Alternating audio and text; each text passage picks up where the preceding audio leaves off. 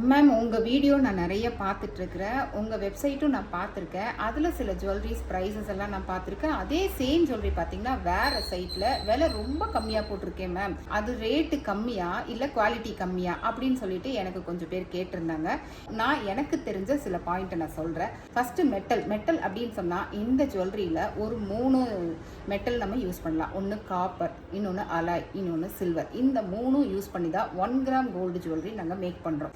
அடுத்தது பார்த்தீங்கன்னா colour. So இந்த மாதிரி மெட்டல் யூஸ் பண்ணுறப்ப மட்டும்தான் அந்த கலர் வந்துட்டு என்ன கலராக வேணா இருக்கலாம், பட் அந்த கலர் வந்துட்டு நல்ல மெட்டல் யூஸ் பண்ணுறப்போ ஒரு யூனிஃபார்மான ஒரு லேயர் கிடைக்கும். அடுத்தது பார்த்தீங்கன்னா ஃபினிஷிங். இந்த கலரும் இந்த மெட்டலும் நல்லா இருந்ததுன்னா இந்த ஃபினிஷிங் வந்துட்டு ரொம்ப ரொம்ப சூப்பராக இருக்குங்க. அடுத்தது பார்த்தீங்கன்னா ஸ்டோன். கோல்டுக்கு வைக்கிற ஸ்டோன்ஸ் மட்டும்தான் இதில் இருக்கும். அந்த ஸ்டோன்ஸில் ரொம்ப முக்கியமாக பேக் சைடு பார்த்தீங்கன்னா ஒரு கோல்டு ஃபாயில் இருக்கிற மாதிரி இருக்கும். அந்த மாதிரி ஸ்டோன்ஸு நீங்கள் ப்ரிஃபர் பண்ணவே கூடாது. அது வந்துட்டு ஆக்சுவலி ஆர்டிஃபிஷியல். அடுத்த முக்கியமான விஷயம் சர்வீஸ். 1 கிராம் கோல்டு ஜுவல்லரி கண்டிப்பாக நம்ம வந்துட்டு சர்வீஸ் பண்ணிக்க முடியும். தட் மீன்ஸ் ரீபாலிஷ் பண்ணிக்க முடியும். பிரேக் ஆச்சுன்னா சால்டரிங் பண்ணிக்க முடியும்.